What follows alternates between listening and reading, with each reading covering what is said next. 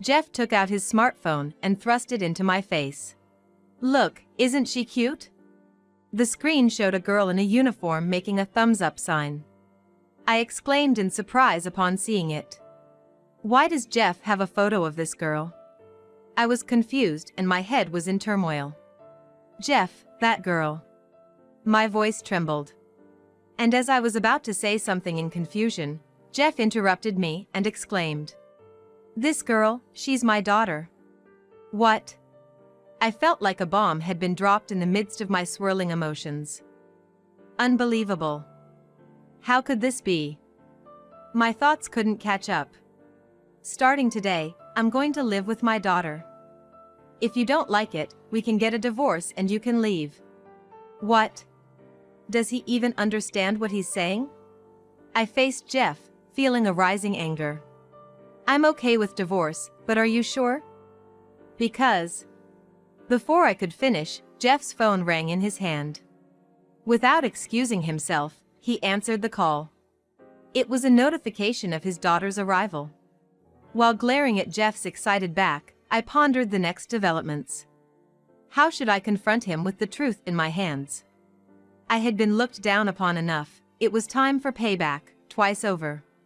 He could laugh and be merry, for now. I am Denise Reed, a 36-year-old housewife. Last year, I married Jeff, whom I met through a colleague's introduction. Please, I want you to concentrate on housework for a while after we're newlyweds and support me," Jeff had requested. So, I quit my job as a cram school teacher, leading to my current life. My previous job was so busy that being a housewife felt surprisingly leisurely. Feeling somewhat guilty towards Jeff, I once suggested, "Maybe I should work until we have kids." But Jeff quickly dismissed the idea. "I want to focus on my work." "If you start working, you'll eventually ask me to help with the housework, right?" I hate that. Indeed, I was handling all the housework. But it wouldn't be the case if we both worked. "But, I feel bad having you work all the time." Jeff seemed pleased with himself and smiled. "That's right. That's what I want. Being a housewife makes you appreciate me more. You'll come to respect me. If we both work, you'll start demanding your rights, which I don't like." Such passionate words. It's as if you've experienced a working couple's life before. Though I didn't say it out loud, there seemed to be a sting in his words, as if he looked down on housewives. When I looked at Jeff skeptically, he laughed heartily. "I had some experiences living with an ex-girlfriend." "Don't look at me like that, don't be jealous. I'm all about you now. If you say so." "Ah. This hamburger is delicious. Keep making me happy with your cooking." "Okay." Fortunately, Jeff's income was just enough for the two of us to live on. Though I felt guilty about not earning, I didn't dislike housework. If he said so, continuing as a housewife wasn't a hardship. After all, if it made him this happy, there was a sense of fulfillment. Thus, I continued my life as a housewife.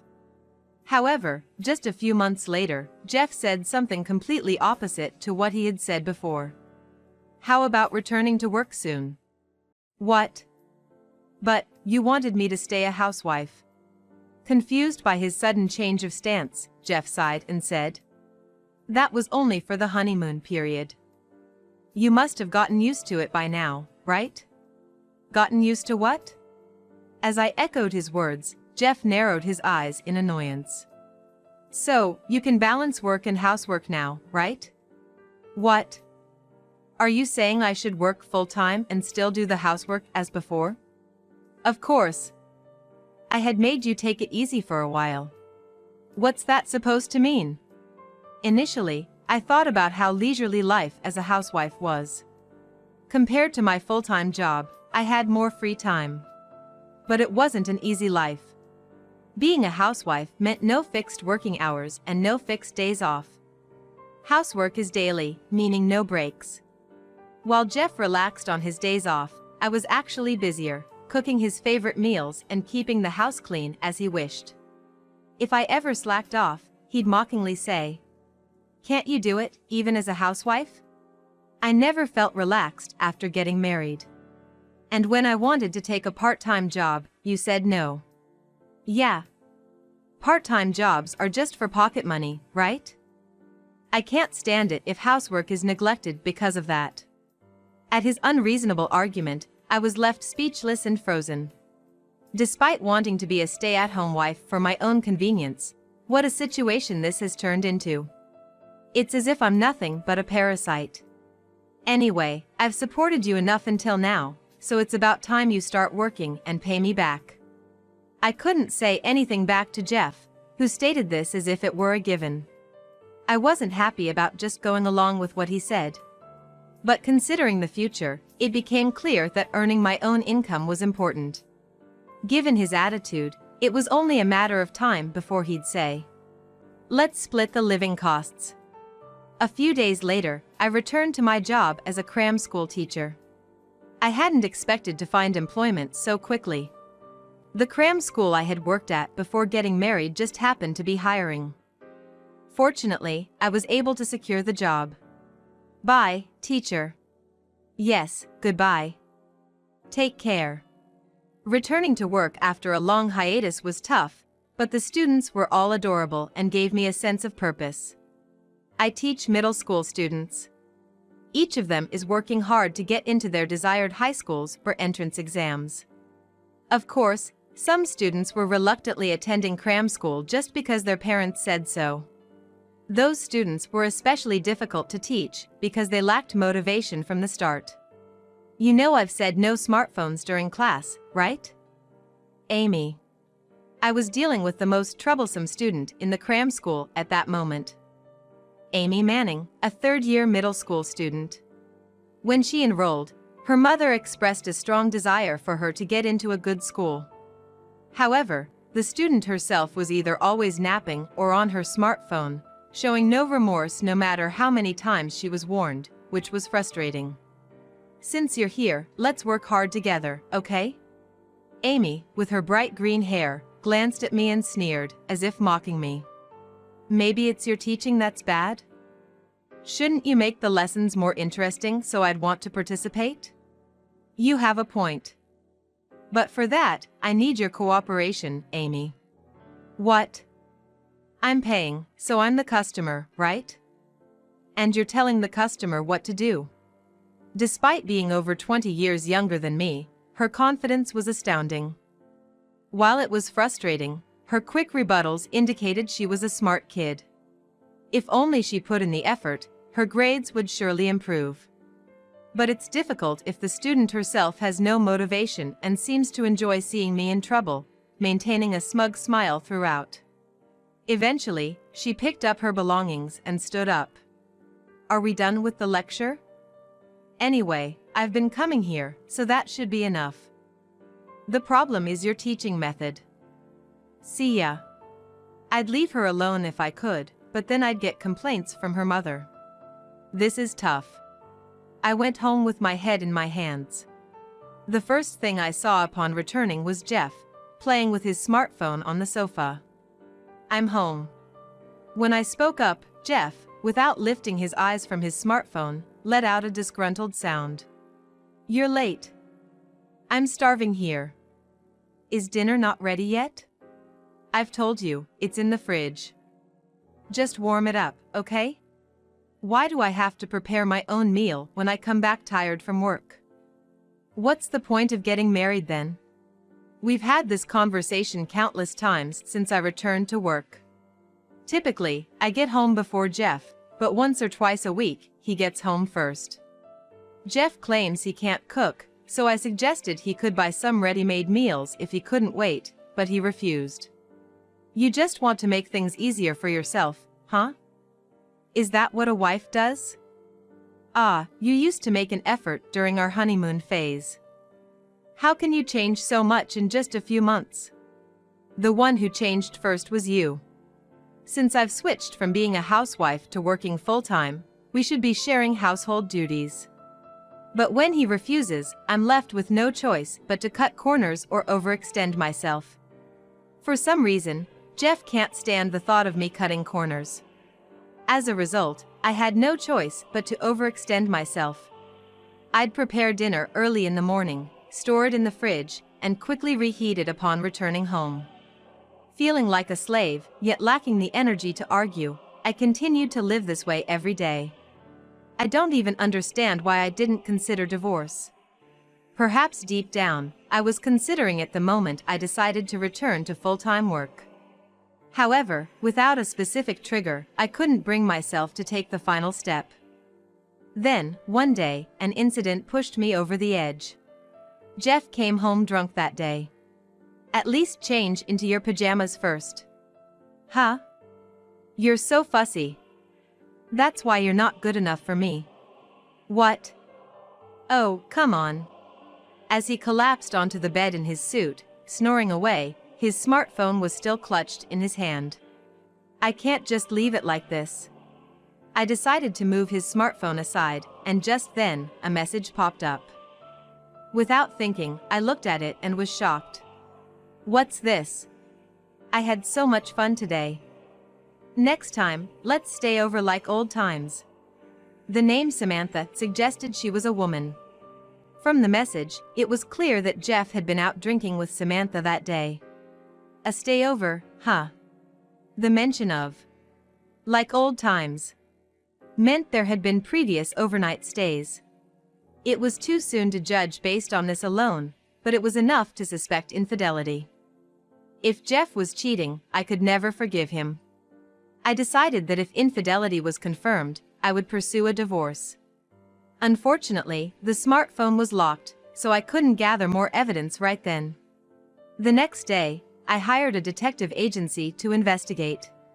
The cost was higher than expected, and they said, "We can't guarantee we'll find evidence." But just a few days later, they contacted me with concrete proof.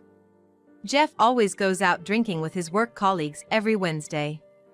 It seems the detective agency followed him on one of these outings. Initially, Jeff did indeed appear to be drinking with his colleagues as he had said. The meeting with his mistress occurred afterward. Jeff left the drinking party early to meet up with a woman, and they entered a hotel together.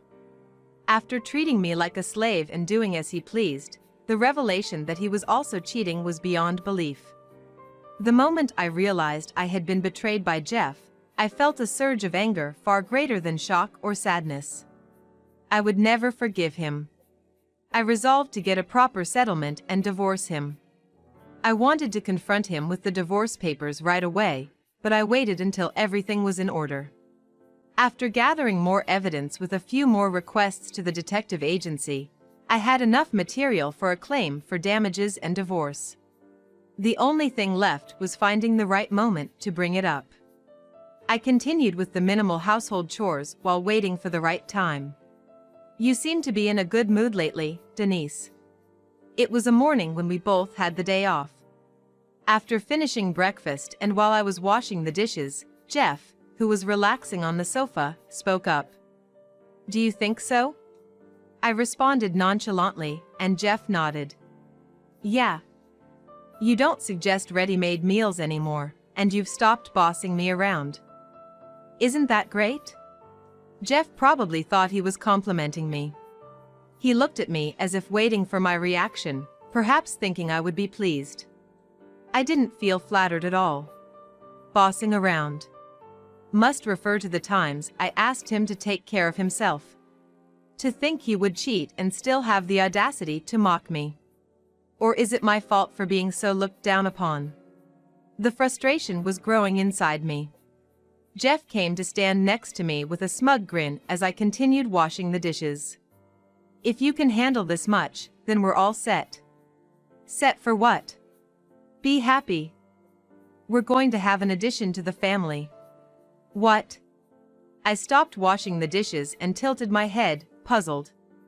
I had no idea what he was talking about. Jeff, being a man, couldn't possibly be pregnant. He then took out his smartphone and thrust it into my face. "Look, isn't she cute?" Displayed on the screen was a girl in a uniform making a thumbs-up sign. I gasped in surprise upon seeing it. Why would Jeff have a photo of this girl? My mind was in turmoil. Jeff, that girl. My voice trembled, and before I could finish, Jeff interrupted me and exclaimed. This girl, she's my daughter. What? I felt as if a bomb had been dropped inside me. The shock was so great that I almost screamed, covering my mouth with my hand. Unbelievable. How could this be happening? My thoughts couldn't catch up. After a few seconds, I managed to muster up the courage to ask Jeff gently. This girl is your daughter. But, you've never been married before, right? Before we got married, we had thoroughly discussed each other's family backgrounds. I had even seen the marital record, and Jeff had no history of divorce. Jeff, however, smiled smugly in response to my confusion. Yeah. I lived with this girl's mother but never registered the marriage. A hidden child, I guess. Kind of like a celebrity, right? Despite it being nothing to brag about, Jeff proudly told me this. He then continued with even more unbelievable statements. She's going to live with us starting today. If you don't like it, we can get a divorce and you can leave. What? My mouth fell open in disbelief, and I frowned. Does he even realize what he's saying? Suddenly revealing a hidden child and declaring she would live with us, without giving me any choice. This is beyond a joke. I can only think that he's completely taking me for granted.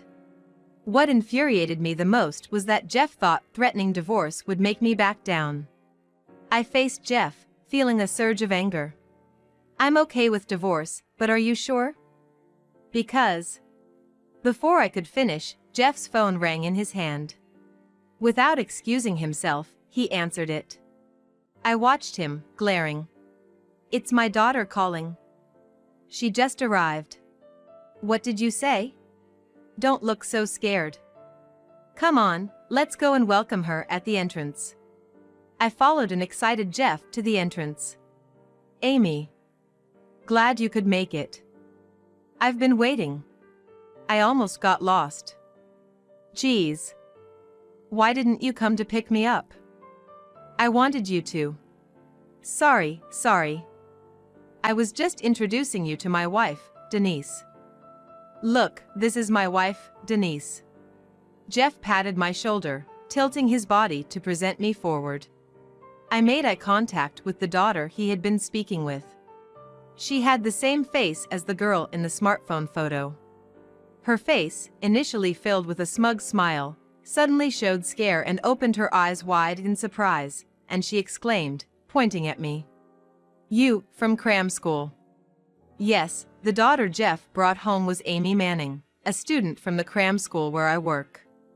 Seeing Amy's pale face pointing at me, even Jeff seemed to sense something was off. As he looked back and forth between Amy and me, he asked, What's going on? Well, it's just that, this person. While glancing at me warily, Amy rushed over to Jeff. I cut her off with a bright smile, putting all my emotions into it. What a surprise! Who would have thought that Amy was Jeff's daughter? Jeff, surprised that I mentioned Amy by name, opened his mouth in shock. Denise, you know Amy? Know her? Amy is a student at the cram school where I work, aren't you, Amy? Amy shifted her gaze to the floor and responded. Yes. What a coincidence. This must be fate. Jeff laughed carelessly, unaware of everything. We then moved to the living room for a long and important discussion that was about to unfold.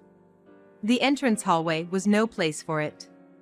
Upon entering the living room, Jeff slumped into the sofa. Well, if you're acquainted, that saves me the trouble of introductions. Oh. And now there's no need for her to go to cram school anymore. She can learn directly from you at home, Denise. Jeff nodded in satisfaction, seemingly in a good mood. Ignoring him, I pulled out several papers from a drawer, documents that would change the course of my life. I marched up to Jeff sitting on the sofa and thrust the papers at him. Huh? What's this? It's a divorce petition. I've already filled out my part, you just need to fill in yours, okay? What? Jeff's voice rose as he snatched the papers from me and stared at them. This is really a divorce petition. Hey. Denise, why would you? Oh, didn't you say it yourself? Have you forgotten? If you don't like living with my daughter, we can get a divorce and you can leave. Jeff was left gaping. I said that, but I meant it as. I never thought you'd actually bring me something like this. Oh, where does that confidence come from? It's not like you're outstanding in looks or income. Not to mention your personality. What did you say? Jeff's face turned red with anger. Since when do you talk like you're so high and mighty? I won't accept it. I don't accept this divorce. But you were the one who proposed divorce first, weren't you? Are you going back on your word? I never said such a thing. Do you have any proof? Unless you recorded it, there's none. Divorce is ridiculous, something neither of us should even be mentioning. My anger flared even more at Jeff's lies, which came as easily as breathing to him. It was outrageous not just to backtrack on his statements but to deny them entirely. What infuriated me the most was Jeff's belief that even this outrageous claim would be accepted by me. Perhaps the old me would have silently complied with Jeff's wishes without protest. But the current me was different. I had acquired a significant weapon in my hands. I handed that weapon, the papers, to Jeff. I didn't record anything, but I have this. What do you think? What's this? Jeff hesitantly accepted the papers and gasped. Why do you have this? How do you have these photos? I almost laughed at how much I had rattled him. The photos that had Jeff so unsettled were those I obtained from the detective agency, showing him with his mistress. They're quite well taken, aren't they? Don't you think this is sufficient evidence of infidelity? Perfect for a divorce case. No, that. Jeff's eyes darted around frantically. The confidence he had earlier was gone, replaced by the look of a cornered culprit. There's plenty more where that came from. It was quite a hassle to gather them all. Here, Amy, you should take a look too. No, Amy tried to refuse, her face contorting, but when I insisted on showing her the photos, she froze. Mom? She screamed in a cracked voice, looking bewildered. Yes, that's Samantha Manning in the photo. Your mother, Jeff's mistress. Amy stared at the photo with a face close to tears, but then she glared at me and spat out. Don't call my mom an affair partner. Mom and Dad are my parents. It's not strange for them to meet. Jeff was startled by this and quickly agreed. Oh yeah. That's right. Samantha and I are Amy's parents. There's nothing wrong with us meeting. Faced with such evidence, it's astonishing they could say something so absurd. There's no evidence that you and Samantha were ever married. Samantha is a single mother, and you, Jeff, have no history of divorce. Besides, even if you were ex-spouses, it's strange to go to a hotel multiple times without telling your current wife, isn't it? Both Jeff and Amy flinched for a moment at this. However, they quickly tried to defend themselves. The evidence can be proven with a DNA test or whatever. The hotel, it was just because there was nowhere else to meet. Jeff was stammering, somehow managing to keep fabricating lies one after another. Throughout our marriage, he must have continued to lie to me without any remorse, betraying me. Thinking about it makes me feel both pitiful and furious. The only consolation is that I realized this. The thought of spending the rest of my life with Jeff sends shivers down my spine. Well, Samantha probably had no intention of getting back together with you anyway. Huh? How would you know that, Denise? Because... I glanced at Amy, who was silently looking away. Our gazes met, and she awkwardly averted her eyes. Amy told me a while back at the cram school. She said Samantha had a fiancé and they were saving up for their wedding. And to get the money, Amy was planning to draw it from her father. What? Jeff looked back and forth between Amy and me. No, that can't be true, right, Amy? Samantha getting remarried? And trying to take money from me, that's just cruel, isn't it? Well, that's, Amy hesitated, and Jeff, realizing what was happening, became furious. Is that true? Damn it, Samantha. No wonder something felt off when she suddenly asked me to look after Amy for a bit. So, she just dumped her daughter on me because she's getting married and Amy's in the way? No. Dad. Mom wouldn't. How is it not true? Isn't it all the same? That woman, she thought she could get a hefty sum of money by leaving Amy with me for a few months, promising to thank me afterward, all lies. Jeff ranted as if he was the victim, believing he was playing the tragic hero. Enough with the melodrama. And I don't have time for this farce. What Samantha plans to do is none of my business. The issue is, you cheated, Jeff. That's all. I want a divorce and compensation. Please fill out the divorce papers as soon as possible. Wait, Denise. I was deceived too. I had no idea it would come to this. Jeff reached out to me as if pleading, but I quickly brushed his hand away. Disgusting. How much more can he underestimate people? Does he really think such excuses will work? You weren't deceived. You succumbed to your desires and cheated with Samantha. And blinded by money, you took Amy in. That's the truth, isn't it? Even if that's true, there were different intentions. I was deceived. It's hopeless. He can't even admit what he's done. He's beyond saving. I can't deal with this anymore. How about you discuss this with your daughter and ex-girlfriend? It has nothing to do with me, and frankly, I couldn't care less. If you won't proceed with the divorce papers, we'll discuss it later with a lawyer involved. I had already prepared for the divorce, packing only what was necessary. It turned out to be just one carry-on suitcase. Perhaps because I was never allowed to spend money freely during my housewife days, I realized I didn't have many possessions that mattered to me. I grabbed the suitcase and the car keys and hurried to the front door. Hey. Wait, Denise. We're not done talking. Are you really going to abandon me like this? Jeff staggered after me, his words still selfish to the core. In the end, Jeff has always only thought about himself. He told me to become a housewife because he didn't want to do household chores, and when money became an issue, he told me to go back to work. Silently complying with his demands now seems foolish. I should have realized his true nature sooner. Hey. Denise. Just listen to me a bit more. I still have things I want to say. I've said all I need to. I have so much resentment towards you that there's not enough time to express it all, so I'll condense everything and consult with a lawyer.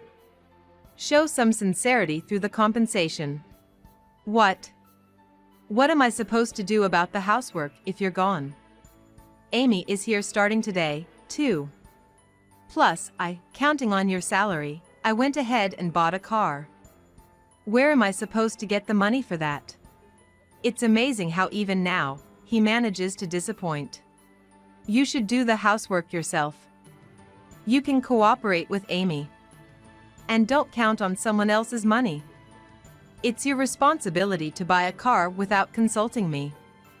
Don't just dump everything on me. But, although I had protested against Jeff before, I had never been able to retaliate with such vigor until now. Seeing a grown man tear up and slump his shoulders was both pathetic and laughable. From behind such a Jeff, Amy timidly showed her face. Teacher, Dad is reflecting on his actions, so please, calm down and think it over. You're just excited right now. I don't want you to regret it later. Amy wore a fawning smile, something I had never seen from her before. She must have realized the severity of her situation. Her mother is engrossed in a new lover, seemingly unreliable.